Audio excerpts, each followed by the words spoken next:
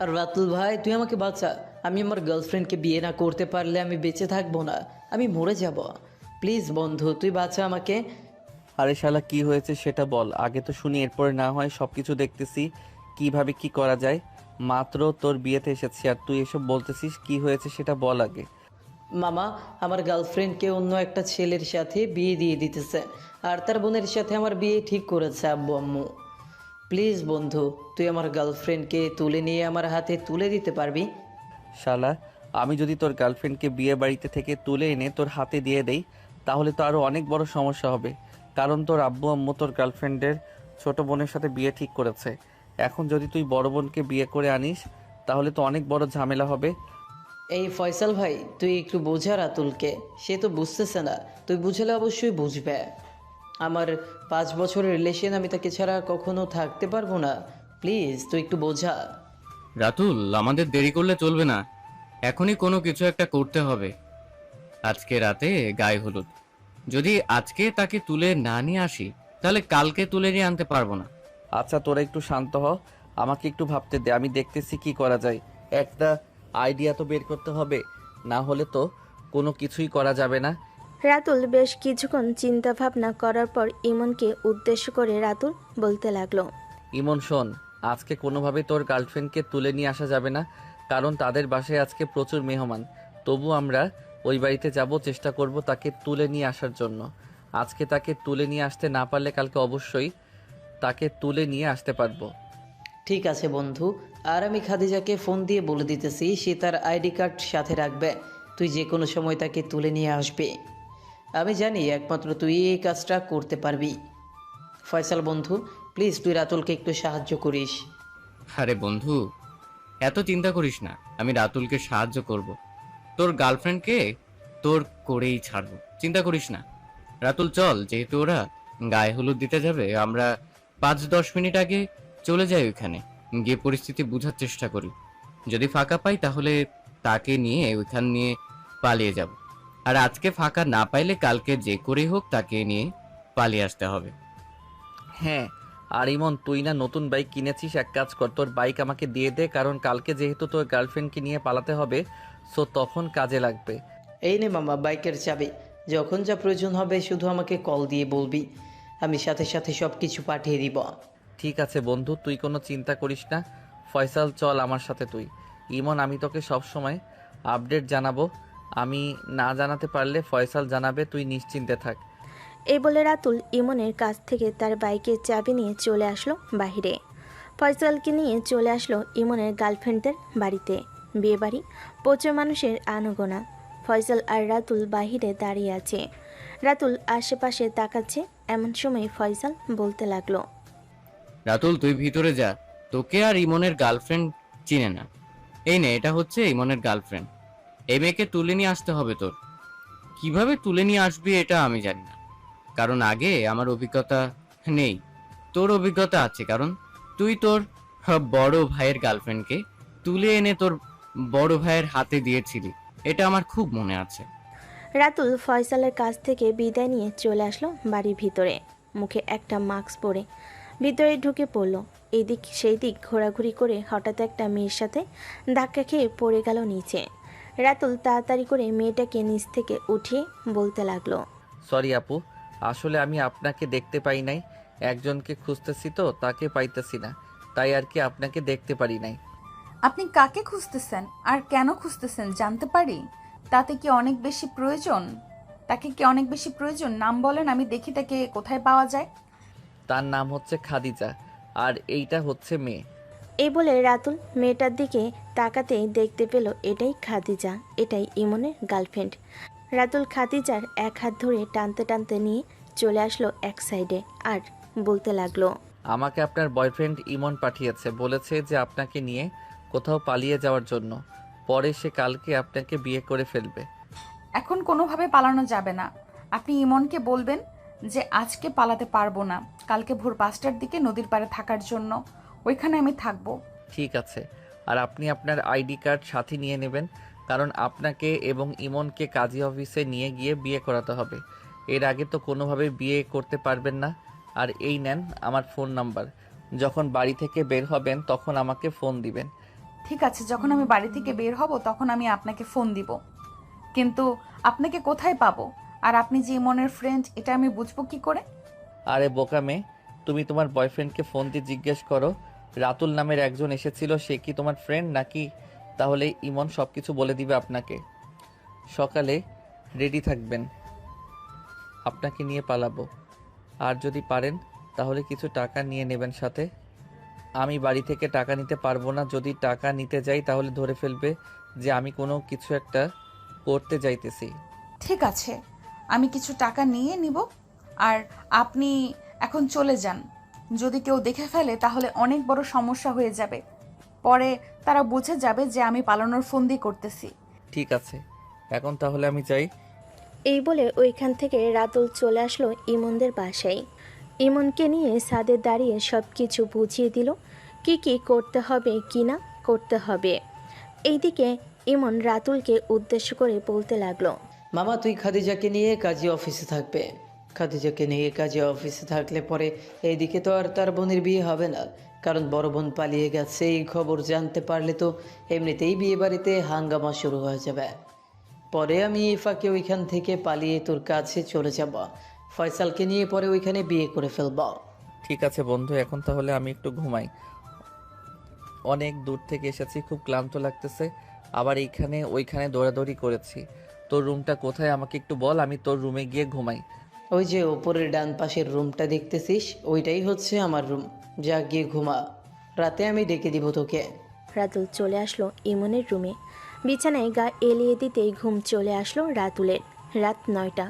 রাতুলের ঘুম ভাঙতেই রাতুল চলে আসলো নিচে, এসে দেখে সবাই ইমনকে গায়ে হলুদ দিতেছে।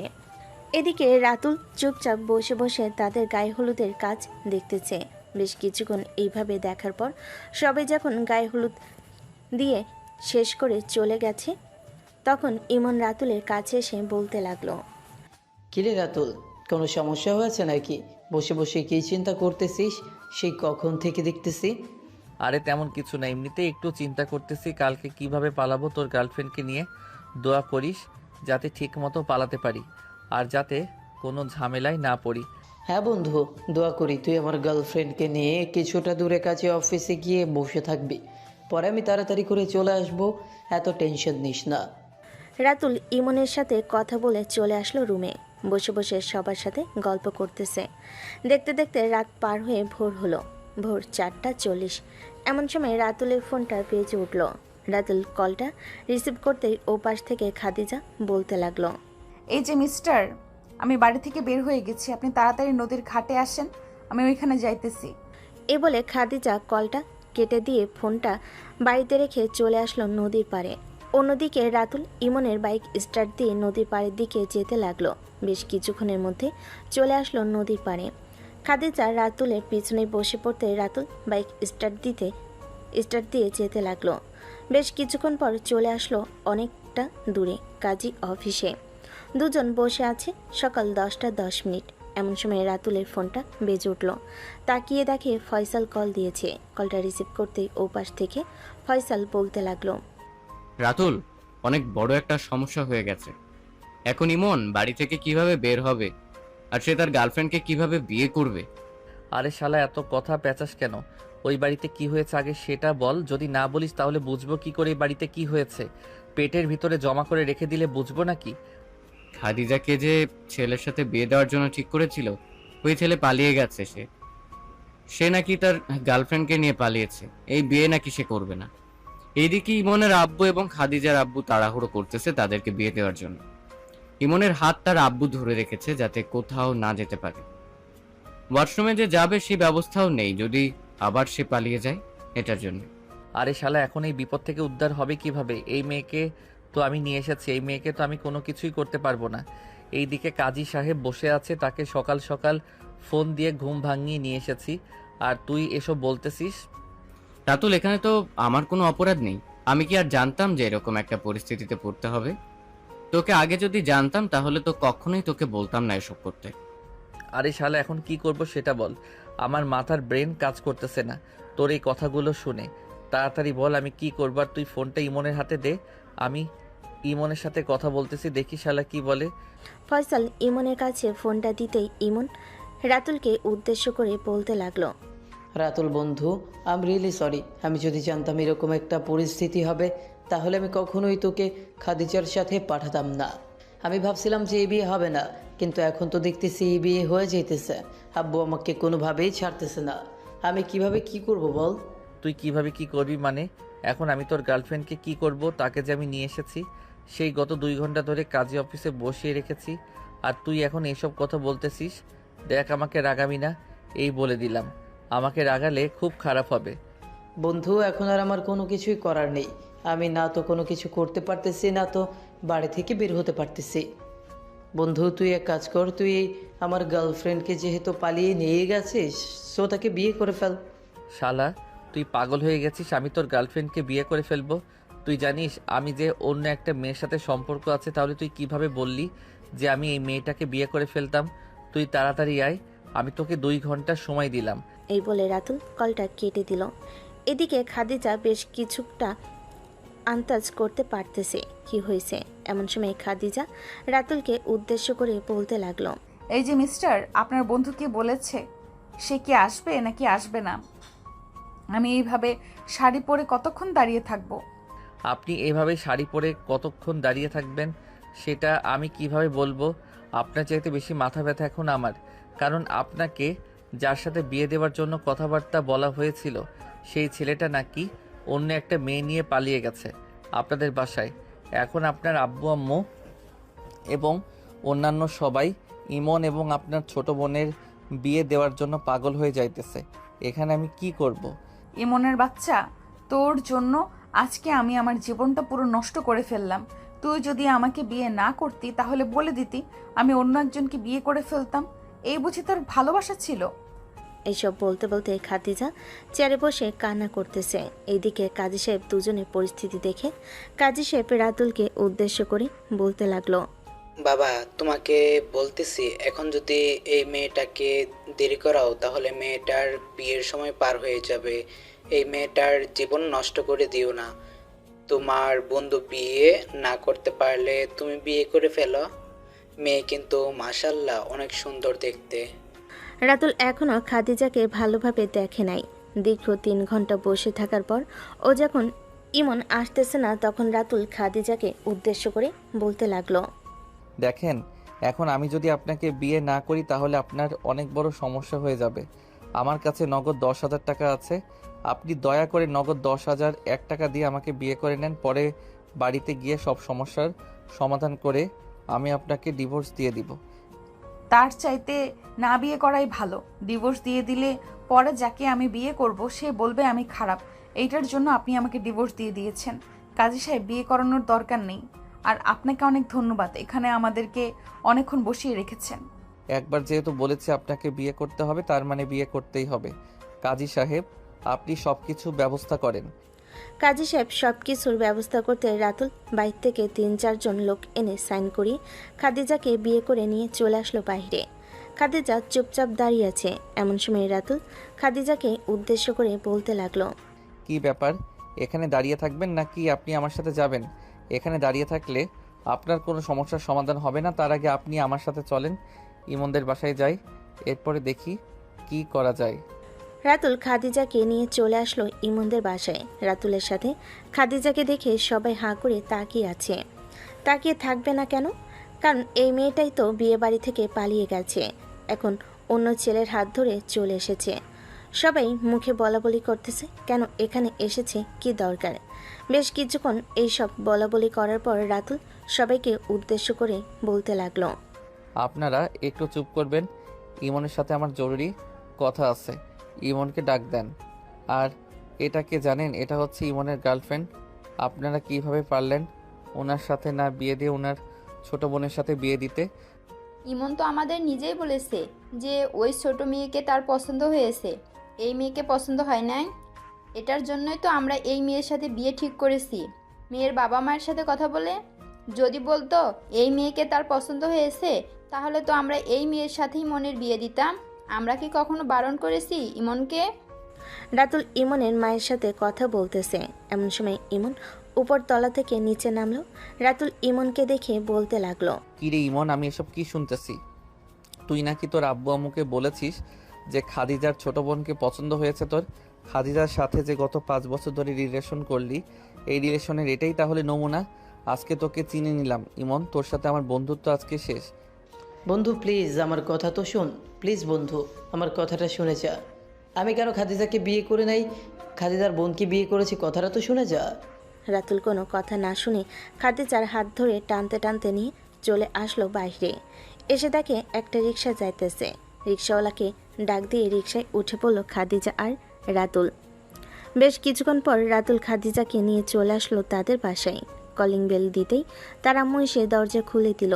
বিয়ের সাজে রাতুলের পাশে খাদিজাকে দেখে রাতুলের আম্মু বলতে লাগলো, কি ব্যাপার রাতুল, এই মেয়েটাকে আগে তো কখনো তোর সাথে দেখি নাই, আর বিয়ে বাড়ির পোশাক পরে এসেছে কেন?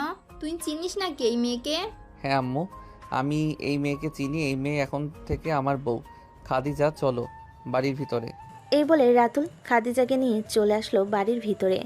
খাদিজা রাতুলের বাড়ির ভিতরে প্রবেশ করতে দেখতে পেল অনেকটা সুন্দরভাবে কারো কাজ করা, এরপর সাজিয়েছে। বাইরে থেকে দেখে মনে হয় না ভিতরে যে এত সুন্দর থাকতে পারে।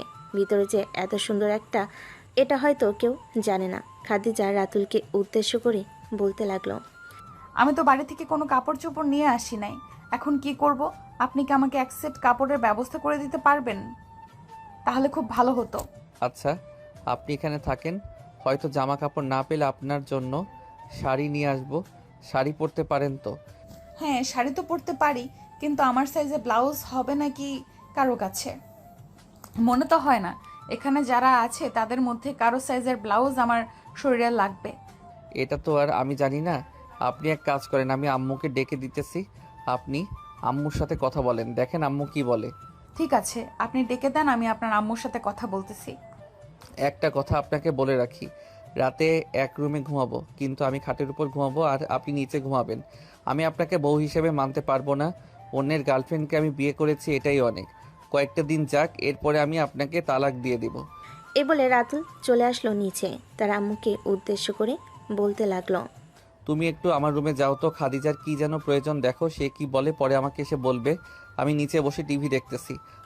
রাতুলের আম্মু চলে আসলো রাতুলের রুমে। এসে দেখে খাদিজা মাথা নিচু করে বসে আছে। রাতুলের আম্মু খাদিজার পাশে এসে বসে খাদিজাকে উদ্দেশ্য করে বলতে লাগলো, কি হয়েছে খাদিজা, তুমি এইভাবে মাথা নিচু করে বসে আছো কেন? রাতুল কিছু বলেছে নাকি তোমাকে? না শাশুড়ি, আম্মুর রাতুল কিছু বলে নাই, এমনিতেই মাথা নিচু করে বসে আছি। আমি তো বাড়ি থেকে ড্রেস নিয়ে আসি নাই, এখন কি পরবো বুঝতে পারতেছি না। আমি আপনাকে টাকা দিই, আপনি রাতুলকে ওই টাকা দিয়ে বলবেন যে আমার জন্য একটু মার্কেট থেকে ড্রেস কিনে এনে দিতে। বোকা মেয়ে, আমি তোমার কাছ থেকে টাকা নিতে যাব কেন? তুমি এই বাড়ির বউ। আচ্ছা, তুমি এমনিতেই ফ্রেশ হয়ে নাও, আমি রাতুলকে পাঠাচ্ছি মার্কেটে। আর তোমাদের বিয়েটা কিভাবে হয়েছে এটা না হয় রাতে শুনবো। এই বলে রাতুলের আম্মু চলে আসলো নিচে। রাতুলকে উদ্দেশ্য করে বলতে লাগলো, রাতুল, তোর কাছে টাকা থাকলে একটু মার্কেট থেকে গিয়ে খাদিজার জন্য ড্রেস কিনে নিয়ে আয়। মেয়েটা এভাবে শাড়ি পরে কতক্ষণ বসে থাকবে? আমার কাছে টাকা নেই, আর আমি ওই মেয়ের জন্য টাকা খরচ করতে পারবো না। ওই মেয়ের জন্য সব কিছু হয়েছে। কি হয়েছে আমাকে বল, আর আমি টাকা দিতেছি। তুই আগে মার্কেটে গিয়ে খাদিজার জন্য ড্রেস কিনে নিয়ে আয়, এরপরে সব কিছু শুনবো কি কি হয়েছে। রাতুল চুপচাপ তার আম্মুর কাছ থেকে টাকা নিয়ে চলে আসলো মার্কেটে। খাদিজার জন্য সুন্দর সুন্দর 4টা ড্রেস কিনে নিয়ে চলে আসলো বাসায়। কলিং বেল দিতেই খাদিজা এসে দরজা খুলে দিল। রাতুলকে দেখে মাথা নিচু করে দাঁড়িয়ে আছে। রাতুল খাদিজাকে সাইড কাটিয়ে চলে আসলো বাড়ির ভিতরে। সোফায় বসে আছে রাতুলের আম্মু। রাতুল তার আম্মুর সামনে এসে ব্যাগগুলো তার আম্মুর হাতে দিয়ে বলতে লাগলো, আম্মু এই নাও, তুমি যা যা বলেছিলে সব কিছু এনে দিয়েছি। এখন তুমি কি করবে করো, আর আমি এখন বাইরে গেলাম, আস্তে আস্তে রাত হতে পারে। এই বলে রাতুল চলে আসলো বাইরে। এইদিকে খাদিজা দরজার সামনে দাঁড়িয়ে রাতুলের চলে যাওয়ার দিকে তাকিয়ে আছে। এমন সময় রাতুলের আম্মু খাদিজার পাশে এসে দাঁড়িয়ে বলতে লাগলো, চিন্তা করো না বৌমা, দেখবে রাতুল একদম ঠিক হয়ে গেছে। কারণ সে এমনিতেই রাগ দেখায়, কিন্তু ভেতরে ভেতরে অনেক ভালো। এই নাও ড্রেস এনে দিয়েছে, এগুলো পরে আসো। একটু পর তোমার শ্বশুর আসবে, তিনি আসলে ওনার পা ধরে সালাম করবে। ঠিক আছে আম্মু, আমি ড্রেস চেঞ্জ করে আসতেছি। এই বলে খাদিজা চলে আসলো উপরে, তার ড্রেস চেঞ্জ করে চলে আসলো নিচে। বেশ কিছুক্ষণ বসে থাকার পর হঠাৎ কলিং বেল বেজে উঠল। খাদিজা গিয়ে দরজা খুলতে দেখতে পেল একজন মধ্যবয়স্ক লোক দাঁড়িয়ে আছে। খাদিজাকে দেখে রাতুলের আব্বু বলতে লাগলো, কে তুমি মা, আর এখানে কি করো? আপনি কি রাতুলের আব্বু? হ্যাঁ, আমি রাতুলের আব্বু। কেন, কি হয়েছে রাতুলের? আর তুমি কি? তোমাকে তো আগে কখনো এখানে দেখি নাই। খাদিজা রাতুলের আব্বুকে আর কোনো কথা বলতে না দিয়ে সোজা রাতুলের আব্বুর পা ধরে সালাম করে বলতে লাগলো, আসসালামু আলাইকুম আব্বু, আমি রাতুলের বউ। রাতুল আমাকে সকালবেলা বিয়ে করেছে। ভেতরে আসেন। বাইরে দাঁড়িয়ে আছেন কেন? রাতুলের আব্বু অবাক হয়ে খাদিজার দিকে তাকিয়ে রইল। ভিতরে ঢুকতে ঢুকতে রাতুলের আব্বু রাতুলের আম্মুকে উদ্দেশ্য করে বলতে লাগলো, কি হচ্ছে রাতুলের আম্মু? এই মেয়েটা বলতেছে নাকি সে এই বাড়ির বউ। এটা কি সত্যি? রাতুল কি এই মেয়েকে বিয়ে করে এনেছে এই বাড়িতে? হ্যাঁ হ্যাঁ, রাতুল এই মেয়েকে বিয়ে করে এনেছে এই বাড়িতে। আমিও এই মেয়েকে মেনে নিয়েছি। তুমি আগে ফ্রেশ হয়ে আসো, এরপরে তোমাকে সব কিছু খুলে বলবো কি কি হয়েছে, কেন রাতুল এই মেয়েকে বিয়ে করে এনেছে। খাদিজা, দাঁড়িয়ে না থেকে এখানে এসে বসো, আমি আসতেছি উপর থেকে। ঠিক আছে শাশুড়ি আম্মু, আপনি যান, আমি এখানে বসে বসে টিভি দেখতেছি। রাতুলের আম্মু চলে আসলো রুমে। এইদিকে খাদিজা বসে বসে টিভি দেখতে লাগলো। বেশ কিছুক্ষণ টিভি দেখার পর খাদিজা মনে মনে বলতে লাগলো, যেহেতু আল্লাহ আমাদেরকে মিলিয়ে দিয়েছে, তার মানে আল্লাহ চায় আমি তার সাথে সারা জীবন ঘর সংসার করি। যে করেই হোক রাতুলকে বোঝাতে হবে যাতে সে আমাকে ডিভোর্স না দেয়। এসব মনে মনে ভাবতেছে এমন সময় কলিং বেলের আওয়াজ শুনতে পেল। খাদিজা গিয়ে দরজা খুলতে দেখতে পেল রাতুল দাঁড়িয়ে আছে।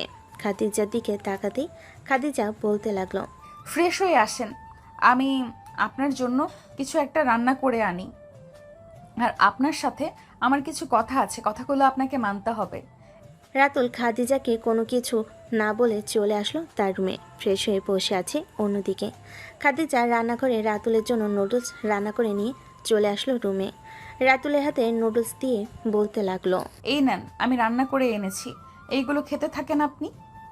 রাতুল চুপচাপ নুডলস খেতে লাগলো। খাওয়া শেষ হতেই খাদিজা হাসি মুখে বাটিটা নিয়ে চলে আসলো নিচে। অন্যদিকে রাতুল বিছানায় শুয়ে শুয়ে মনে মনে বলতে লাগলো, মেয়েটা দেখতে তো মাশাল্লাহ, হাতে রান্নাও খুব ভালো, কিন্তু আমার একটা জিনিস মনে পড়লেই ভালো লাগে না, সে আমার বন্ধুর সাথে রিলেশন করেছে। এখন আমি তাকে বিয়ে করেছি, এটা মানতে আমার খুব কষ্ট হইতেছে। এইসব ভাবতেছে রাতুল। এমন সময় তার রুমের ভিতরে প্রবেশ করলো তার আব্বু। রাতুল তার আব্বুকে দেখে বিছানা থেকে উঠে দাঁড়িয়ে গেল আর বলতে লাগলো, আব্বু, তুমি এত তাড়াতাড়ি চলে এসেছো, আজকে অফিসে কাজ নেই নাকি? না, আজকে অফিসে কাজ নেই, এটার জন্য তাড়াতাড়ি চলে এসেছি।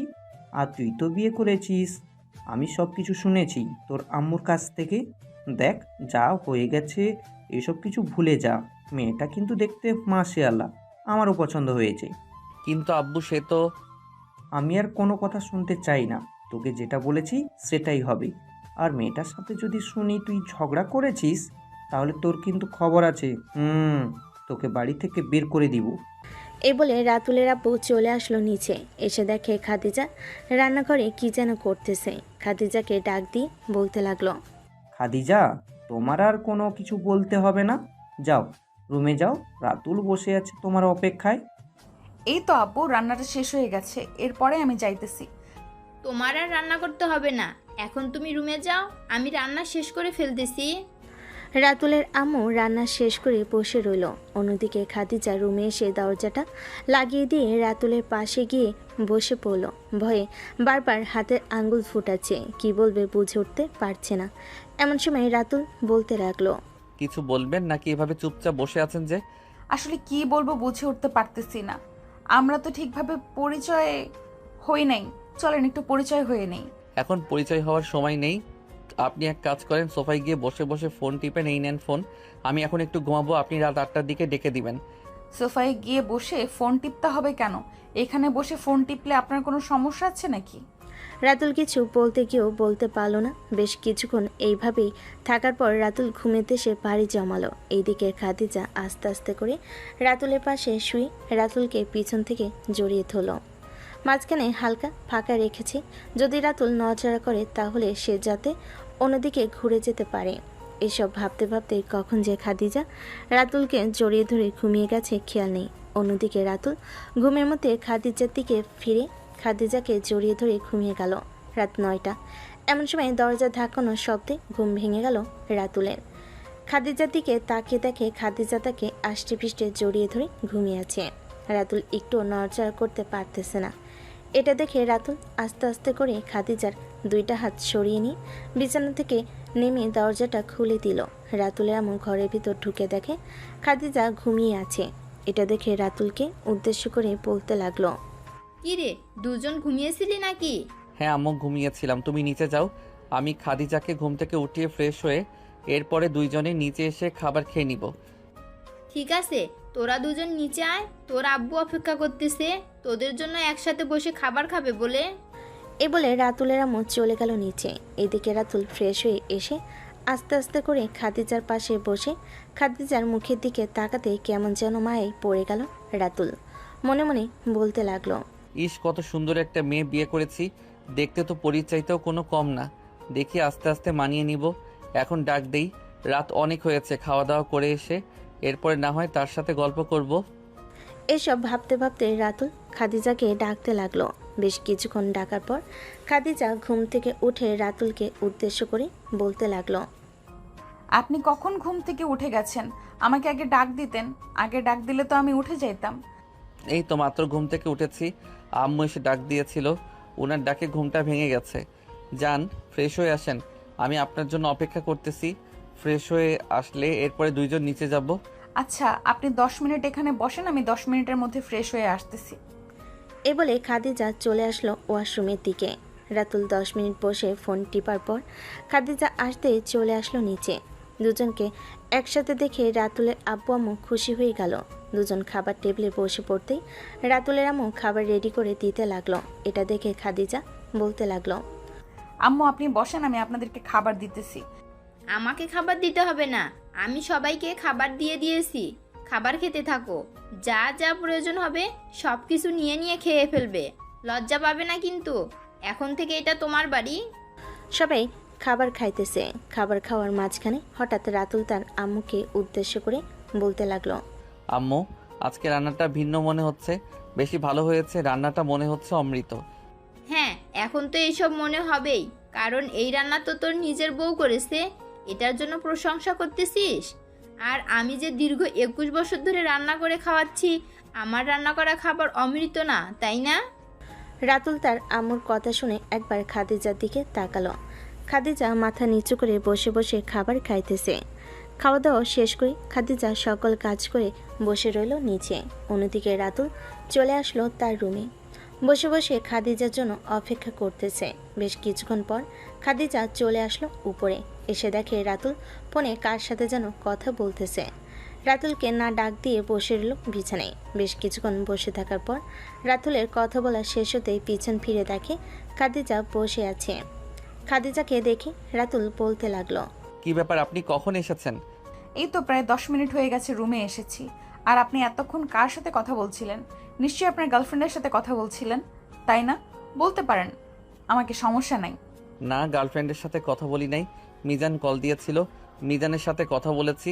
আপনি তো মনে হয় মিজানকে চিনেন, ইমনের বন্ধু। হ্যাঁ, কম বেশি সবাইকে চিনি, শুধু আপনাকে কখনো দেখি নাই। আচ্ছা, আপনি এতদিন কোথায় ছিলেন? দেশের বাইরে গিয়েছিলেন নাকি দেশে ছিলেন? আপনাকে যে দেখি নাই। আমি দেশের বাইরে গিয়ে পড়ালেখা করেছি, আব্বুর অফিসে আছে তো, এটার জন্য আব্বু আমাকে দেশের বাইরে পাঠিয়ে দিয়েছিল পড়ালেখা করে এরপরে আসার জন্য। ইমন হচ্ছে আমার ছোটকালের বন্ধু, তার সাথে ক্লাস 10 অবধি পড়ালেখা করেছি, পরে পাশ করে চলে গেছি বিদেশে, এটার জন্য আপনি আমাকে দেখেন নাই। আচ্ছা, আপনি কয়দিন ইমনের সাথে ঘোরাঘুরি করেছেন? শুধু একদিন ঘোরাঘুরি করেছি, তা আবার 2 ঘন্টার জন্য।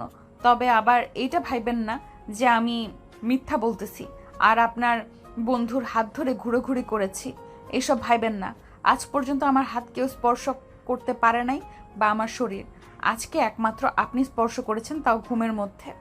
মানে আপনারা এত বছর রিলেশন করেছেন, এর মধ্যে কখনো কেউ কারো হাত ধরে ঘোরাঘুরি করেন নাই? না, আমরা এত বছর রিলেশন করেছি, কিন্তু কখনো কারো হাত ধরে ঘোরাঘুরি করি নাই। আপনি চাইলে আমার মেসেঞ্জার আইডি চেক করতে পারেন। জাস্ট সিম্পলভাবে কথা বলেছি সব সময়। রাতুল বিশ্বাস করতে পারতেছে না যে খাদিজা সত্যি ইমনের সাথে ঘোরাঘুরি করে নাই। এইসব ভাবতেছে রাতুল। এমন সময় খাদিজা রাতুলকে আবারও উদ্দেশ্য করে বলতে লাগলো, আপনি হয়তো বিশ্বাস করতে পারতেছেন না, তাই না? আচ্ছা, আপনার ফোনটা দেন। আমার তো ফোন নেই, আপনাকে দেখাতে পারবো না। আপনি আপনার ফোনটা দেন, আমি আপনাকে সব দেখাচ্ছি। আমার ফেসবুক আইডিতে সব কিছু আছে। থাক দেখ থাক, দেখাতে হবে না, বিশ্বাস হয়ে গেছে আমার। আচ্ছা এখন ঘুমিয়ে যান, রাত অনেক হয়েছে। আমি ঘুমালে আপনি কি করবেন? আপনি আপনার বিদেশি গার্লফ্রেন্ডের সাথে কথা বলবেন নাকি? আপনি যেটা ভাবেন, আর ঘুমাতে যদি মনে না চায় তাহলে আমার ফোন নিয়ে আপনার বান্ধবীদের সাথে কথা বলতে পারেন। এই নেন, কথা বলেন আপনার বান্ধবীদের সাথে। খাদিজা রাতুলের ফোনে তার আইডিটা লগ ইন করে গ্রুপে তার বান্ধবীদের সাথে মেসেজের মাধ্যমে কথা বলতে লাগলো। চলেন শুনে আসি তার বান্ধবীদের সাথে কি কি কথা বলতেছে খাদিজা। কে রে, কেমন আছিস? এই তো আলহামদুলিল্লাহ ভালো আছি। তুই কেমন আছিস? যার সাথে বিয়ে হওয়ার কথা ছিল তার সাথে তো হলো না, অন্য একজনের সাথে পালিয়ে গিয়েছিস। আবার ওই ছেলেটাও অন্য একটা মেয়েকে নিয়ে পালিয়ে গেছে। তোর ভাগ্য খুবই ভালো। আমিও আলহামদুলিল্লাহ ভালো আছি। আমার ভাগ্য ভালো নাকি ভালো না এইটা আমি বলতে পারতেছি না, কিন্তু আমি যাকে পেয়েছি সে যদি আমাকে নিয়ে সারা জীবন থাকে তাহলে আমি বলবো যে আলহামদুলিল্লাহ আমি অনেক বেশি সুখে আছি। তাহলে মনে হয় মেনে নিয়েছে তোকে, তাই না? নাকি এখনো মেনে নেয় নাই? জানি না মেনে নিয়েছে নাকি মেনে নেয় নাই, তবে এটা বলতে পারতেছি যে সে আমাকে হয়তো খুব তাড়াতাড়ি মেনে নেবে। আসলে সে কিছুতেই মানতে পারতেছে না। তার বন্ধুর গার্লফ্রেন্ডকে নিয়ে পালিয়ে গিয়েছে, আবার ওইখানে গিয়ে বিয়ে করেছে। এই সব শুধু তার মাথায় ঘুরপাক খাচ্ছে, তাই আর কি এইসব বারবার মনে পড়ে তার। চিন্তা করিস না বান্ধবী, একদম ঠিক হয়ে যাবে। কয়েকটা দিন অপেক্ষা কর আর তোর জামাইকে সময় দে, দেখবি যে সব কিছু ঠিক হয়ে যাবে। আর একটা কথা, তোর জামাইকে বেশি বেশি আদর করিস, দেখবি যে অনেক খুশি হয়ে তোকে আরও বেশি ভালোবাসবে। যা, তোরা যে কি বলিস না, আমার কি লজ্জা করে না? আচ্ছা অনেক রাত হয়েছে, এখন তাহলে ঘুমা, আমিও ঘুমাই। এ বলে খাদিজা তার বান্ধবীদের সাথে কথা বলা শেষ করে সামনের দিকে তাকাতে দেখতে পেল রাতুল তার দিকে এক নজরে তাকিয়ে আছে। চোখের পলক একটু পড়তেছে না। এটা দেখে খাদিজা লজ্জা পেয়ে গেল আর মাথা নিচু করে রাতুলকে উদ্দেশ্য করে বলতে লাগলো, রাত তো অনেক হয়েছে, আর এইভাবে রাত জেগে এখন কি ঘুমাবেন না নাকি? আর আপনি কি আপনার আব্বুর অফিসে যান না? না, এখন অফিসে যাই না, কয়েকদিন পর থেকে যাব। আপনি শুয়ে পড়েন, আমি এখন ঘুমাবো না। আমি ভোর 4টার দিকে ঘুমাবো। আসলে আমি ওই দেশের কান্ট্রির সাথে অনেক দিন জড়িত ছিলাম, তো তাই ওই দেশের টাইমের সাথে আমি ঘুমিয়ে পড়ি। এত কিছু জানি না, আপনি চুপচাপ আমার পাশে শুয়ে ঘুমান।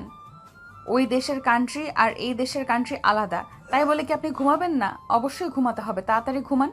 এই বলে খাদিজা রাতুলকে টান মেরে পাশে শুইয়ে দিল আর রাতুলও মাথায় হাত বুলিয়ে দিতে লাগলো। এদিকে রাতুল উল্টো দিকে ঘুরে চোখ বন্ধ করে আছে। অন্যদিকে খাদিজা আস্তে আস্তে করে রাতুলকে পিছন থেকে জড়িয়ে ধরে ঘুমিয়ে গেল। অন্যদিকে রাতুল এখনও ঘুমায় নাই। আস্তে আস্তে করে খাদিজাকে তার কাছ থেকে কিছুটা দূরে সরিয়ে খাদিজার দিকে ঘুরে যে জড়িয়ে ধরতে যাবে, এমন সময় তার ফোনটা বেজে উঠল। তাকিয়ে দেখে তার গার্লফ্রেন্ড কল দিয়েছে। হে রাতুল, কি খবর? তুমি আজকে আমাকে একবারও কল দাও নাই, বিজি নাকি অনেক? হ্যাঁ, আজকে সারাদিন বিজি ছিলাম জান্নাতুল। তোমার সাথে আমার কিছু কথা ছিল, খুব মনোযোগ সহকারে কথাগুলো শুনবে। হ্যাঁ বলো, কি বলবে আমাকে? আমি তোমার সাথে রিলেশনটা রাখতে চাই না। আমি একবারের জন্য বাংলাদেশে চলে এসেছি, আর আমেরিকাতে যাব না। তুমি অন্য একটা ছেলেকে বিয়ে করে নাও। হঠাৎ তুমি এই কথা কেন বলতেছো? আর আমি তো বলেছি তোমার সাথে বাংলাদেশে যাব। তুমি যদি বলো তাহলে আমি কালকের ফ্লাইটে করে চলে আসতেছি বাংলাদেশে। তোমার এখানে আসার দরকার নেই, আমি যেটা বলেছি সেটাই হবে। আমি তোমার সাথে রিলেশনটা রাখতে চাই না, তার মানে তোমার সাথে রিলেশনটা কন্টিনিউ করব না আমি আর। হোয়াই? তুমি আমার সাথে রিলেশনটা রাখতে চাও না? আমাকে কারণ বলতে হবে। আমি তোমার সাথে গত 3 বছর ধরে রিলেশন করতেছি, কখনো ছেড়ে যাওয়ার জন্য রিলেশনে যাই নাই তোমার সাথে। দেখো, আমি একটা ঝামেলায় পড়ে একটা মেয়েকে বিয়ে করে ফেলেছি। এখন আমি তাকে কোনোভাবে ছাড়াতে পারবো না, কারণ আমি যদি তাকে ছেড়ে দেই তাহলে আমার আব্বু আম্মু আমাকে ত্যায্য পুত্র করে ফেলবে। আমি চাই না আমার পরিবার ছেড়ে অন্য কোথাও থাকতে। তুমি যে করেই হোক ওই মেয়ের কাছ থেকে আমার কাছে চলে আসো। আমার আব্বুর 2টা অফিস আছে, একটা অফিস তোমার নামে দিয়ে দিব, যাতে তুমি সারা জীবন কাজ করে আমার সাথে সংসার করতে পারো। তবুও তুমি আমাকে ছেড়ে যাবে না বলো? আমি তোমাকে আমার কথা জানিয়ে দিয়েছি। আমি তোমার সাথে রিলেশনটা রাখতে পারবো না, মানে রাখতে পারবো না। আমি তোমাকে সকল জায়গা থেকে ব্লক করে দিতেছি। তুমি আমার সাথে যোগাযোগ করার চেষ্টা করবে না। আর যদি বাংলাদেশে আসো তাহলে আশা করি আমাকে কখনো খুঁজে বের করতে পারবে না। তুমি ভালো থেকো। আর একটা কথা, তুমি যদি আমার সাথে রিলেশনটা ভেঙে বন্ধু হিসেবে থাকতে চাও তাহলে আমি তোমার সাথে সারা জীবন বন্ধু হয়ে থাকতে পারবো। জান্নাতুল কান্না করতেছে বেশ কিছুক্ষণ। কান্না করার পর জান্নাতুল রাতুলকে উদ্দেশ্য করে বলতে লাগলো, আচ্ছা, তুমি যেটা সিদ্ধান্ত নিয়েছো সেটাই হবে। তবে আমি তোমার সাথে সারা জীবন বন্ধু হিসেবে থাকতে চাই। আর তুমি যাকে বিয়ে করেছো তার সাথে সারা জীবন সুখে থাকবে আশা করি। আমি যদি কখনো বাংলাদেশে যাই তাহলে তোমার সাথে দেখা করব। এখন তাহলে ফোন রেখে দিই, ভালো থেকো। এই বলে জান্নাতুল কলটা কেটে দিল। রাতুল পিছনে ফিরে দেখতে পেল খাদিজা দেওয়ালের সাথে হেলান দিয়ে দাঁড়িয়ে আছে। রাতুলকে উদ্দেশ্য করে খাদিজা বলতে লাগলো, আপনি রিলেশন থাকা সত্ত্বেও কেন আমাকে বিয়ে করেছেন? একটা মেয়ের মন ভেঙে দিয়েছেন। আর এই মেয়ের মন কি কখনো আবার জোড়া লাগবে? দেখেন, আমি জানতাম না যে এরকম একটা পরিস্থিতিতে আমি পড়ে যাব। তবে আল্লাহ যখন যা করে ভালোর জন্য করে। আর সে বাহিরের কান্ট্রির লোক বাংলাদেশের সাথে মানিয়ে নিতে পারবে না। আমি বাংলাদেশি ছেলে, সো আমি সবখানে সব জায়গায় মানিয়ে নিতে পারবো। আর আমি তার সাথে কি কি কথা বলেছি আশা করি তুমি সব কথা শুনেছো। আর না শুনে থাকলে আমি রেকর্ডিং করে রেখেছি, তুমি সব রেকর্ডিং শুনে নিবে কালকে। আমার রেকর্ডিং শোনার কোনো ইচ্ছে নেই। আপনি চাইলে আমাকে আপনার বাড়ি থেকে বের করে দিতে পারেন। আমাকে তো আপনি বিপদে পড়ে বিয়ে করেছেন, না হলে কি বিয়ে করতেন? দেখেন, যা হবার হয়ে গেছে। এখন এইসব নিয়ে ভেবেচিন্তে মাথা নষ্ট করার লাভ নেই। আর আমি তাকে সব কিছু বলে দিয়েছি, সে কখনোই আর আমাকে তেমন বেশি ফোন দিবে না। ফোন দিলেও বন্ধু হিসেবে কথা বলবে। খাদিজা আর কিছু না বলে চুপচাপ বিছানায় এসে শুয়ে পড়ল অন্যদিকে ঘুরে। এদিকে রাতুল চুপচাপ শুয়ে আছে বিছানায়। খাদিজাকে যে কিছু বলবে তার সাহস পাচ্ছে না।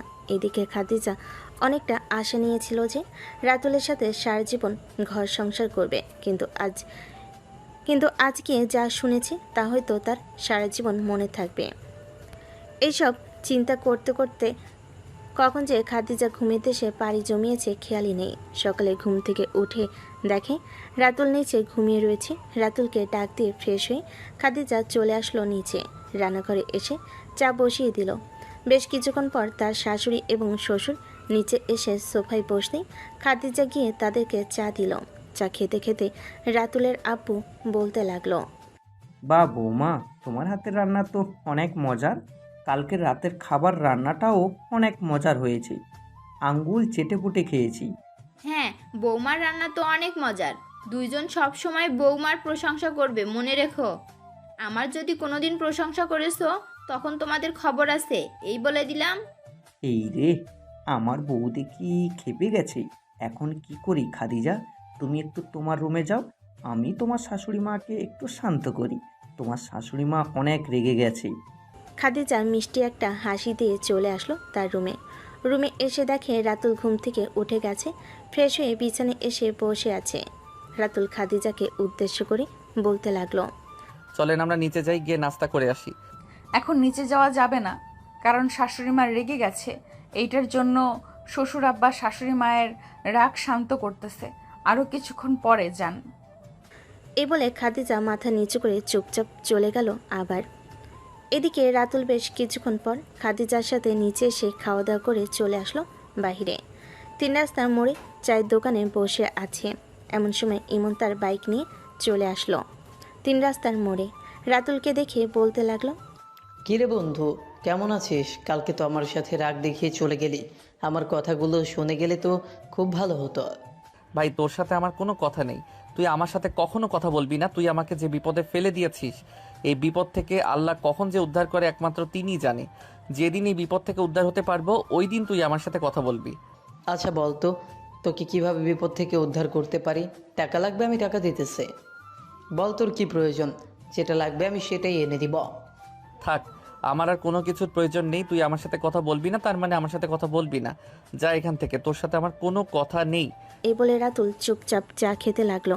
অন্যদিকে ইমন ওইখান থেকে সোজা চলে আসলো বাসায়। অন্যদিকে ফয়সাল আর রাতুল বসে বসে চা খাইতেছে। এমন সময় ফয়সাল বলতে লাগলো, রাতুল বন্ধু, রাগ করে থাকিস না ইমনের উপরে। সে তো এরকম কাজ করতে চায় নাই। পরিস্থিতির শিকার হয়ে গেছে, না হলে কি সে খাদিজাকে বিয়ে করতো? না, অবশ্যই বিয়ে করতো। আচ্ছা, তুই তো বিয়ে করে ফেলেছিস, এখন তাহলে ভাবিটা কি খাদিজাকে? ভাবি তোর সাথে মানিয়ে নিতে পারতেছে তো নাকি পারতেছে না? দেখে তো মনে হচ্ছে মানিয়ে নিতে পারবে, কিন্তু বারবার সেই একই কথা আমার মনে পড়ে যায়। এটার জন্য মাঝে মধ্যে মন খারাপ হয়ে যায়। সে আমার সাথে ভালো ব্যবহার করলেও আমি তার সাথে ভালো ব্যবহার করতে পারি না। কেন যে তার সাথে ভালো ব্যবহার করতে পারি না এটা আমি বুঝতে পারতেছি না। মামা, তুই একটা বুদ্ধি দিবি যাতে আমি খাদিজার সাথে ভালো ব্যবহার করতে পারি এবং তাকে কাছে টেনে নিতে পারি? আমার কাছে একটা বুদ্ধি আছে, এই বুদ্ধিটা যদি কাজে লাগাতে পারি তাহলে অনেক ভালো হবে। তোরা দুজন সব সময় এক থাকতে পারবি। তাহলে তুই চুপ হয়ে আছিস কেন? তাড়াতাড়ি বলে ফেল বুদ্ধিটা, আমি একবার চান্স নিয়ে দেখি কাজ হয় কিনা। 100% কাজ হবে, কারণ আমি তাবিজ বিক্রেতা। এই তাবিজ কখনোই কাজ হবে না এমন কোনো কথা হয় না। 100 টাকা দে, এরপরে আমি তোকে তাবিজ দিচ্ছি। শালা তাবিজ বিক্রেতা, এখন তাড়াতাড়ি বল। আর 100 টাকা কালকে নিস, আমার কাছে টাকা নেই এখন। তো এখন আস্তে আস্তে খাদিজাকে তোর প্রতি আকৃষ্ট করার চেষ্টা করবি। সে যখন তোর কাছে আসবে তখন তুই তার কাছে বেশি বেশি করে যাওয়ার চেষ্টা করবি। এভাবে 1-2 মাস গেলে দেখবি খাদিজা তোর প্রতি অনেক আকৃষ্ট হয়ে যাবে। কারণ আমি অনেক দেখেছি এরকম ভাবে অনেক সংসার জোড়া লেগে গেছে। দেখ তোর বেলা কি হয়, আল্লাহর উপরে ভরসা রাখ, আশা করি এই কাজটা হয়ে যাবে। এসব কথা বলতেছে ফয়সাল আর রাতুল। বেশ কিছুক্ষণ কথা বলার পর দুপুরবেলা রাতুল চলে আসলো বাসায়। কলিং বেল দিতেই খাদিজা এসে দরজা খুলে দিল। দরজা খুলে দিয়ে দাঁড়িয়ে আছে। এটা দেখে রাতুল ভিতরে একবার উকি ঝুঁকি দিয়ে বলতে লাগলো, শুনেন, বিকালে রেডি হয়ে থাকেন, আপনাকে নিয়ে বাইরে ঘুরতে যাব।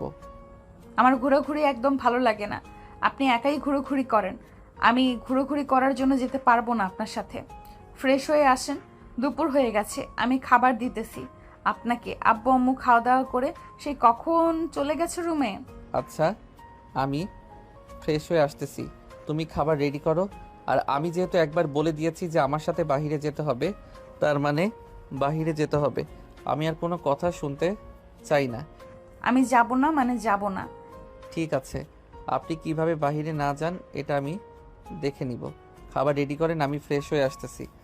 এই বলে রাতুল চলে আসলো তার রুমে। ফ্রেশ হয়ে নিচে এসে খাওয়া দাওয়া করে বেশ কিছুক্ষণ রেস্ট নিয়ে সোজা চলে আসলো তার রুমে।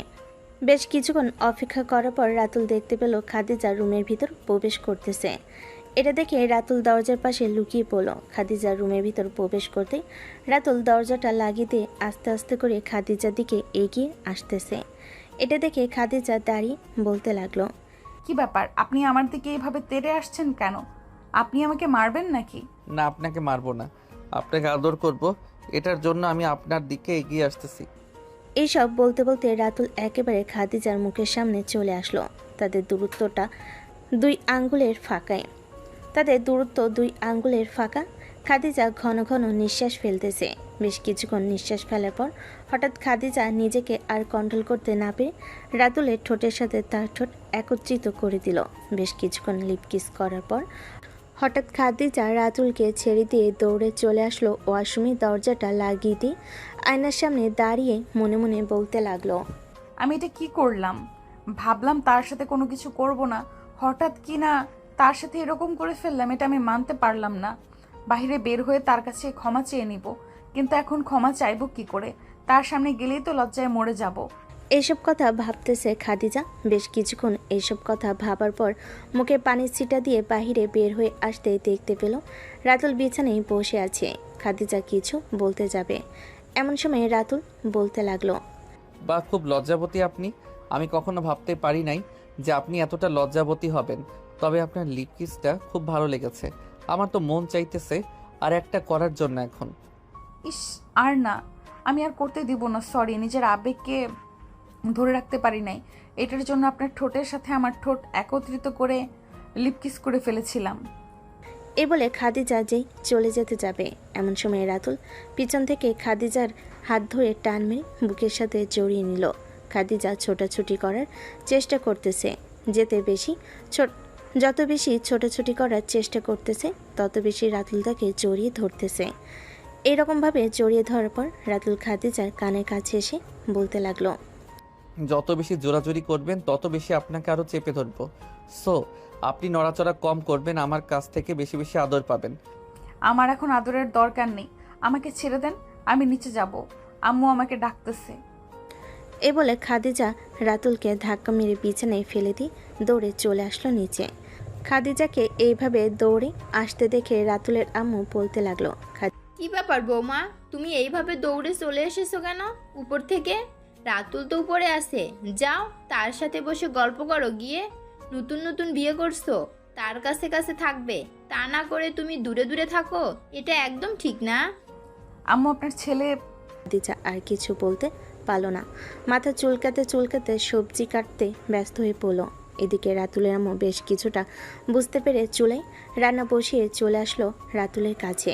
রাতুল তার রুমে বসে আছে, রাতুলকে উদ্দেশ্য করে বলতে লাগলো, কি রে রাতুল, তুই খাদিজার সাথে কি করেছিস? মেয়েটা তোর কাছে আসতে ভয় পাই কেন? আম্মু আমি তো তাকে কিছুই করি নাই, আমি তো শুধু তাকে একটু জড়িয়ে ধরেছিলাম, সে আমাকে ধাক্কা মেরে বিছানায় ফেলে দিয়ে চলে গেছে নিচে, এর বেশি তো আমি কোনো কিছু করি নাই তাকে। মেয়েটা নতুন বিয়ে করেছে, তার কি লজ্জা শরম নেই? সব কিছু আছে, আস্তে আস্তে তোর সাথে মানিয়ে নিতে হবে। তুই যদি একেবারে সব কিছু করতে চাস তাহলে তো মেয়েটা লজ্জা পাবে। আশা করি তুই বুঝতে পারছিস। আর বিয়ে করেছিস, যত তাড়াতাড়ি পারিস সন্তান নিয়ে নে। আমরা আর কতদিন একা থাকবো? নাতি নাতনি আসলে তো তাদের সাথে খেলাধুলা করতে পারবো। এ বলে রাতুলের আম্মু চলে আসলো নিচে। রান্নাঘরে এসে দেখে খাদিজা প্রায় অনেকটা রান্না শেষ করে ফেলেছে।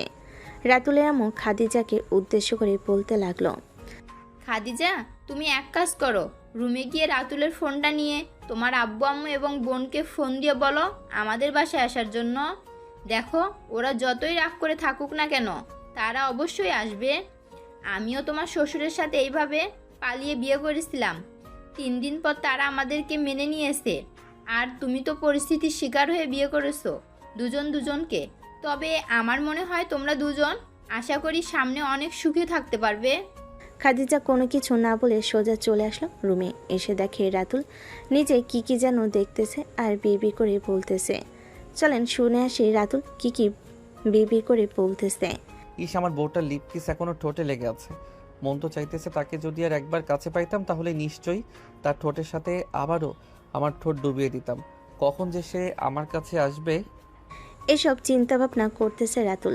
এমন সময় খাদিজা রাতুলের ফোনটা হাতে নিয়ে রাতুলের দিকে এগিয়ে দিয়ে বলতে লাগলো, এই যে মিস্টার, আপনি বিড়বিড় করা বাদ দিয়ে আপনার ফোনের লক খুলে দেন। আমি বাড়িতে ফোন দিব, দেখি আব্বু আম্মুকে বললে তারা আসে কিনা। হঠাৎ খাদিজার কথা শুনে রাতুল চমকে উঠে পিছনে তাকাতে দেখতে পেল খাদিজা দাঁড়িয়ে আছে।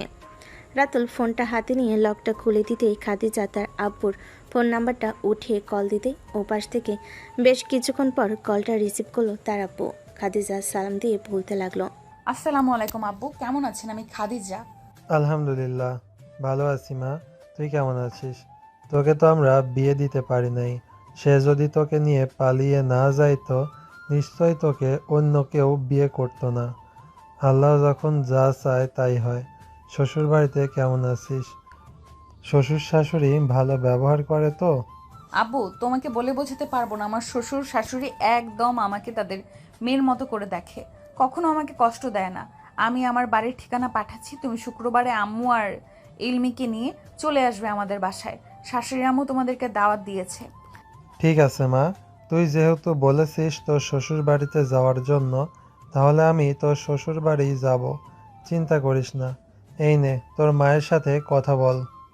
খাদিজা তার আব্বু আম্মুর সাথে কথা বলে কলটা কেটে দিল। আজকে সে মহা খুশি, কারণ সে তার আব্বু আম্মুর সাথে কথা বলতে পারছে।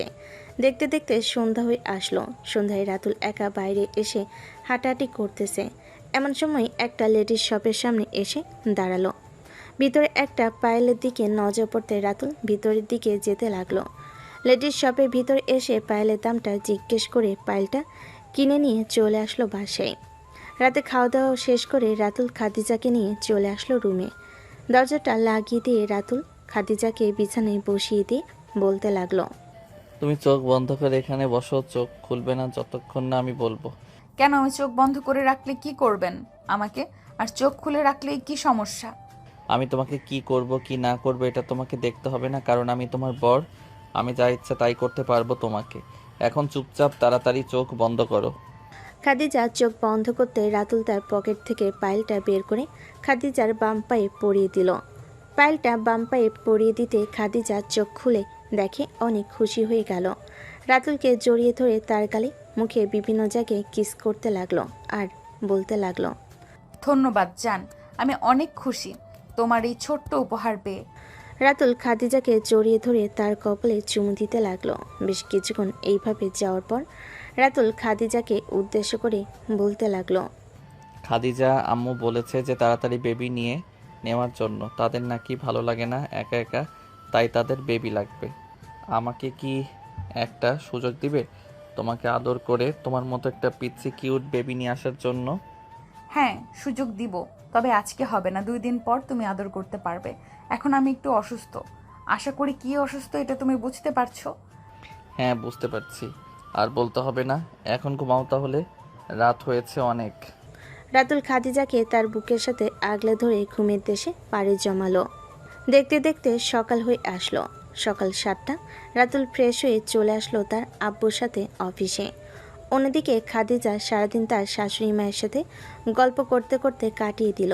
সন্ধ্যায় রাতুল অফিস থেকে বাড়িতে ফিরতে খাদিজা রাতুলকে সব কিছু এগিয়ে দিতে লাগলো। এদিকে রাতুল ফ্রেশ হয়ে বাইরে এসে দেখে খাদিজা বসে আছে। টেবিলের উপর একটা শপিং ব্যাগ দেখে খাদিজা রাতুলকে উদ্দেশ্য করে বলতে লাগলো, রাতুল, এই শপিং ব্যাগের ভেতরে কি আছে? দেখে তো মনে হচ্ছে কোনো মোবাইল শপের থেকে নিয়ে এসেছো। হ্যাঁ, তোমার জন্য একটা ফোন কিনে নিয়ে এসেছি। তুমি তো সারাদিন বাড়িতে একা থাকো, আম্মুর সাথে আর গল্প করে কতক্ষণ কাটাতে পারবে, এটার জন্য ফোন কিনে নিয়ে এসেছি যাতে তুমি আমাকে যে কোনো সময় ফোন নিয়ে কথা বলতে পারো আর তোমার বান্ধবীদের সাথে কথা বলতে পারো। ধন্যবাদ তোমাকে এত বড় একটা জিনিস আমাকে দেওয়ার জন্য, তবে আমার এখন এটার প্রয়োজন ছিল না। যাই হোক, যে তুমি এনেছো, চালাতে থাকি। দুজন কথা বলতে বলতে চলে আসলো নিচে। বেশ কিছুক্ষণ বসে থাকার পর সবাই সোফা থেকে উঠে চলে আসলো খাবার টেবিলে। বসে বসে খাবার খাইতেছে। এমন সময় রাতুলের আম্মু খাদিজাকে উদ্দেশ্য করে বলতে লাগলো, খাদিজা, তোমার আব্বু আম্মু কি কালকে আমাদের বাড়িতে আসবে নাকি আসবে না? আমাকে একটু জানিও তো। যদি তারা আসে তাহলে তো আয়োজন করতে হবে। জি শাশুড়ি আম্মু, তারা আসবে বলেছে। কি কি কাজ করতে হবে আমাকে বলেন, আমি খাবার শেষ করে সব কাজ করে ফেলতেছি, যাতে সকালে ঘুম থেকে উঠে রান্নাটা বসিয়ে দিতে পারি। তোমাকে রান্না করতে হবে না, আমি একাই রান্না করে নিতে পারবো। যদি পারো তাহলে আমার পাশে থেকে একটু হেল্প করবে, তাহলেই হবে, আর কোনো কিছুর প্রয়োজন নেই। এসব কিছু বলতেছে রাতুল এর আম্মু আর খাদিজা। অন্যদিকে রাতুল খাওয়া দাওয়া শেষ করে সোফায় গিয়ে বসে টিভি দেখতেছে। বাকি সবাই খাওয়া দাওয়া শেষ করে সোফায় এসে বসে আছে। বেশ কিছুক্ষণ বসে থাকার পর রাতুলের আব্বু বলতে লাগলো, রাতুল, সামনের মাস থেকে তুই কি একা একা অফিসটা সামলাতে পারবি নাকি আমাকেও তোর সাথে সামলাতে হবে? আমি একা একা অফিসটা সামলাতে পারবো আব্বু, চিন্তা করো না। কি কি করতে হবে জাস্ট আমাকে বলে দিও, আমি সব কিছু করে নিতে পারবো। আচ্ছা, আমি তোকে আস্তে আস্তে সব কিছু বুঝিয়ে দিব, কখন কি করতে হবে, কখন কি করতে হবে না সব। তুই তো বাইরের দেশ থেকে পড়ালেখা করে এসব শিখে এসেছিস, তবুও আমি একবার শিখিয়ে দিব তোকেও। দুজন কথা বলতেছে। অন্যদিকে খাদিজা এবং তার শাশুড়ি আম্মু রান্নার সব ব্যবস্থা করে আগে আগে রেখে দিয়েছে। রাত 12টা। খাদিজা আর রাতুল চলে আসলো রুমে। দুজন একে অপরকে জড়িয়ে ধরে ঘুমের দেশে পাড়ি জমালো। দেখতে দেখতে রাত পার হয়ে সকাল হলো। খাদিজা সকাল সকাল ঘুম থেকে উঠে গোসল করে চলে আসলো নিচে। রান্নাবান্না করতে লাগলো তার শাশুড়ি মায়ের সাথে। বেশ কিছুক্ষণের মধ্যে রান্নাবান্না শেষ করে ফেল দুজন। সকাল 10টা AM। খাদিজার আব্বু আম্মু বসে আছে। রাতুলের আব্বু আম্মু আর খাদিজার আব্বু আম্মুর সাথে কথা বলতে লাগলো। অন্যদিকে ইলমি খাদিজাকে উদ্দেশ্য করে বলতে লাগলো, আপু, রাতুল ভাইয়া কি তোমাকে কিছু করেছে? না, না, কিছু করে নাই। কেন, কিছু হয়েছে নাকি? কিছু হয় নাই, এমনিতেই জিজ্ঞেস করলাম যে কিছু করেছে নাকি। আচ্ছা আপু, তোমরা কবে বেবি নেবে? আমরা কবে বেবি নিব তার কোনো শিওর নেই। বেশ কিছুক্ষণ ইলমি তার বোনের সাথে কথা বলে ফোনটা রেখে দিল। সন্ধ্যায় ওরা চলে যেতেই খাদিজা তার শাশুড়ি মায়ের সাথে বসে বসে টিভি দেখতে লাগলো। রাত 9টা। রাতুল এবং খাদিজা খাওয়া দাওয়া করে চলে আসলো রুমে। দরজাটা লাগিয়ে দিয়ে একে অপরকে জড়িয়ে ধরে কথা বলতেছে। এমন সময় রাতুল খাদিজাকে উদ্দেশ্য করে বলতে লাগলো, জান, এখন তো ভালো হয়ে গেছো, চলো এখন তোমাকে আদর করি। এখনো আমাকে বাধা দেবে নাকি? না, এখন আর তোমাকে বাধা দিব না। এখন চাইলে তুমি আমাকে আদর করতে পারো। রাতুল আস্তে আস্তে করে খাদিজার ঠোঁটের দিকে এগিয়ে যেতে লাগলো। চট করে খাদিজার ঠোঁটের সাথে তার ঠোঁট একত্রিত করে লিপকিস করতে লাগলো। বেশ কিছুক্ষণ লিপকিস করার পর রাতুল আস্তে আস্তে খাদিজার জামাটা খুলে নিচে ফেলে দিল। দপ্তবে সাদা শরীর নাভির দিকে এক নজরে তাকিয়ে আছে রাতুল। এটা দেখে খাদিজা রাতুলকে উদ্দেশ্য করে বলতে লাগলো, এই যে মিস্টার, এইভাবে তাকিয়ে না থেকে আদর করেন তাড়াতাড়ি। আমার কেমন কেমন যেন করতেছে, তাড়াতাড়ি আদর করেন। এই বলে রাতুল খাদিজার নাভিতে 2টা কিস দিয়ে পুরো শরীরে আবার কিস করতে লাগলো। খাদিজাকে আরও উত্তেজিত করার জন্য আবারও রাতুল খাদিজার ঠোঁটের সাথে ঠোঁট একত্রিত করে দিল। বেশ কিছুক্ষণ এইভাবে যাওয়ার পর রাতুল এবার তার শেষ গন্তব্যের দিকে রওনা দিবে। না মানে হচ্ছে কি, খাদিজাকে আদর করবে। রাতুল খাদিজাকে আদর করতেছে। আজকে যেহেতু একবার পেয়েছি তোমাকে, তাহলে আজকে আর বের করতেছি না। আজকে তোমাকে সারা রাত এইভাবে আদর করব। এইভাবে দুজন দুজনকে আদর করতে করতে কখন যে মাঝরাত হয়ে গেছে তারা টের পেল না। দীর্ঘ 5 ঘন্টা আদর করার পর রাতুল খাদিজাকে চেয়ে দিয়ে খাদিজার বুকের উপর মাথা রেখে শুয়ে রইল। বেশ কিছুক্ষণ শুয়ে থাকার পর খাদিজা বলতে লাগলো, রাতুল, এখন তো অনেক হয়েছে, এখন আমাকে একটু ঘুমাতে দাও। আমি ঘুমাবো, খুব ক্লান্ত হয়ে গেছি। এইভাবে যদি আমাকে প্রতিদিন আদর করো তাহলে তো আমি মরেই যাব। এভাবে আদর করলে মানুষ মরে যায় নাকি? এইভাবেই সবাই আদর করে। আর তুমি তো নতুন। এই বলে দুজন দুজনকে জড়িয়ে ধরে ঘুমের দেশে পাড়ি জমালো। সকাল 7টা। রাতুল ঘুম থেকে উঠে গোসল করে ফ্রেশ হয়ে বাইরে এসে খাদিজাকে ডাকতে লাগলো। খাদিজা ঘুম থেকে উঠে রাতুলকে উদ্দেশ্য করে বলতে লাগলো, এই বজ্জাত বেটা, তুই আমার কোমর ব্যথা করে ফেলেছিস। এখন আমি কোমর দিয়ে দাঁড়াতেও পারতেছি না। তাড়াতাড়ি আমাকে সুস্থ করো। এই তো জান, সুস্থ করবো, কাছে আসো আর একটু আদর করে দিই, তাহলে তুমি সুস্থ হয়ে যাবে। আর আদর খাওয়ার প্রয়োজন নেই আমার, যা দিয়েছো আজকে তাই চলবে। এ বলে খাদিজা চলে আসলো নিচে। খাওয়া দাওয়া শেষ করে রাতুল চলে গেল অফিসে। অন্যদিকে খাদিজা তার শ্বশুর শাশুড়ির সাথে বসে বসে গল্প করতে লাগলো। গল্প করতে করতে দুপুর হয়ে এসেছে। খাদিজা রুমে এসে ফোনটা হাতে নিয়ে ফোন দিল রাতুলকে। বেশ কিছুক্ষণ পর রাতুল কলটা রিসিভ করে খাদিজাকে উদ্দেশ্য করে বলতে লাগলো, জান, রাতে রেডি থাকো, আজকে রাতেও কিন্তু অনেক আদর করব তোমাকে। ঠিক আছে, রাতে বাসায় আসেন, তারপর আদর করেন। খাওয়া দাওয়া করেছেন নাকি এখনো খাওয়া দাওয়া করেন নাই? হ্যাঁ, আমি খাওয়া দাওয়া করেছি, তুমি খাইছো? হ্যাঁ, খাইছি। রাতুল কথা বলতে লাগলো। কথা বলতে বলতে সন্ধ্যা হয়ে এসেছে। সন্ধ্যায় রাতুল বাসায় এসে সবার সাথে বসে আড্ডা দিতে লাগলো। এইভাবে কেটে গেল 1 মাস। রাতে খাদিজা আর রাতুল বিছানায় শুয়ে আছে। এমন সময় খাদিজা রাতুলকে উদ্দেশ্য করে বলতে লাগলো, জান, আমি প্রেগন্যান্ট। এখন থেকে আমাকে আদর কমিয়ে দিতে হবে। যতদিন বাড়বে ততদিন কমাতে হবে আদর। কি তুমি সত্যি প্রেগনেন্ট নাকি তুমি আমার সাথে মিথ্যা কথা বলতেছো? না, আমি সত্যি কথা বলতেছি, আমি প্রেগন্যান্ট। এই দেখো, আমি জানি তুমি যে বিশ্বাস করবে না, তাই তোমাকে বিশ্বাস করানোর জন্য এটা সাথে করে নিয়ে এসেছি। রাতুল খুশি হয়ে খাদিজাকে চুমু দিতে লাগলো। বেশ কিছুক্ষণ চুমু দেওয়ার পর রাতুল খাদিজার সাথে গল্প করতে করতে ঘুমিয়ে এসে পাড়ি জমালো। পরের দিন সকালে রাতুল তার আব্বু আম্মু এবং শ্বশুর শাশুড়ি সবাইকে বলে দিয়েছে যে খাদিজা প্রেগনেন্ট।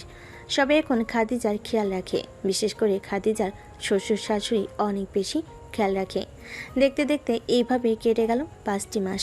রাতুল খাদিজাকে নিয়ে চলে আসলো ডাক্তারের কাছে আলট্রা করানোর জন্য। বেশ কিছুক্ষণের মধ্যে আলট্রা করানো শেষ হতে রাতুল আর খাদিজা ডাক্তারের কেবিনে গিয়ে বসে রইল।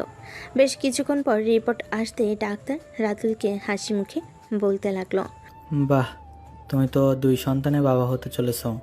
এই দেখো 2 জন সন্তান। রাতুল খুশি হয়ে কি করবে বুঝে উঠতে পারছে না। বেশ কিছুক্ষণ এইরকমভাবে যাওয়ার পর খাদিজা আর রাতুল চলে আসলো পাশে। এসে খাওয়া দাওয়া শেষ করে দুজন বসে গল্প করতে লাগলো। কখন যে ঘুমিয়ে গেছে খেয়াল নেই। 4 মাস পর খাদিজাকে নিয়ে চলে আসলো সবাই হাসপাতালে। অপারেশন থিয়েটারের ভিতরে নিয়ে গেছে খাদিজাকে। এদিকে বাহিরে সবাই অপেক্ষা করতেছে খাদিজার জন্য। দীর্ঘ 30 মিনিট পর দুজন নার্স 2টা বেবিকে নিয়ে এসে দাঁড়ালো রাতুলের সামনে। রাতুল দুজনকে কোলে তুলে নিয়ে তার আব্বু আম্মুর কাছে দিয়ে দিল। রাতুল নার্সদেরকে উদ্দেশ্য করে বলতে লাগলো, আমার স্ত্রী এখন কেমন আছে?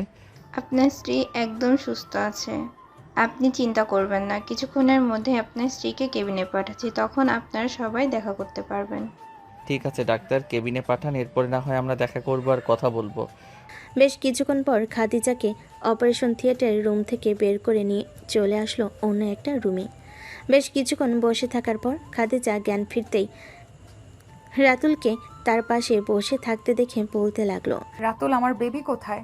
আমার বেবিদেরকে আমার কাছে এনে দাও, আমি তাদেরকে দেখব। ওই তো আব্বু আম্মু নিয়ে আসতেছে। রাতুলের আব্বু আম্মু খাদিজা দুজন মেয়েকে নিয়ে দুই পাশে শুয়ে দিয়ে চলে গেল বাইরে। এদিকে রাতুল খাদিজাকে উদ্দেশ্য করে বলতে লাগলো, দেখেছো জানেমান, আমাদের দুইজন মেয়ে ঠিক তোমার মতো হয়েছে। আমি বলেছিলাম না তোমার মতো আনবো, আল্লাহ ঠিক তোমার মতো দিয়েছে। হ্যাঁ, আমি আল্লাহর কাছে লাখ লাখ শুক্রিয়া জানাই, কারণ আমি সুস্থভাবে আছি এবং আমার বাচ্চারা সুস্থ আছে। আমরা যাতে সারা জীবন একসাথে ঘর সংসার করতে পারি, আল্লাহর কাছে এটাই দোয়া করি। হ্যাঁ জানেমান, আমি তোমাকে নিয়ে সারা জীবন ঘর সংসার করব, কখনো তোমাকে কষ্ট দিব না। আমি যতদিন বেঁচে থাকবো ততদিন তোমার পাশে থাকবো। এই বলে রাতুল খাদিজার কবলে চুমু দিয়ে আবারও তার জায়গায় বসে পড়ল। তারা এখন একটা সুখী পরিবার হয়ে গেছে। তাদের আব্বু আম্মু খুশি, কারণ তাদের নাতনি হয়েছে দুইটা। আমরা আর সামনে এগিয়ে যাব না, গল্পটা এখানেই সমাপ্ত করব। গল্পটা কেমন হয়েছে সবাই কমেন্ট করে জানাবেন। জানি না গল্পটা কতটুকু ভালো করে লিখতে পারছি, তবে যথেষ্ট চেষ্টা করছি ভালো করে লেখার জন্য। আপনাদের একটা লাইক, কমেন্ট আর একটা শেয়ার আমাকে আরও মুগ্ধ করে নতুন নতুন গল্প নিয়ে হাজির করার জন্য। আপনারা বেশি বেশি লাইক, কমেন্ট এবং শেয়ার করবেন, তাহলে আমি আপনাদের জন্য নতুন নতুন গল্প নিয়ে হাজির হব। সবাই ভালো থাকবেন, সুস্থ থাকবেন, আর হ্যাঁ, 5 ওয়াক্ত নামাজ পড়বেন। আজকের গল্পটা এখানেই সমাপ্ত করলাম।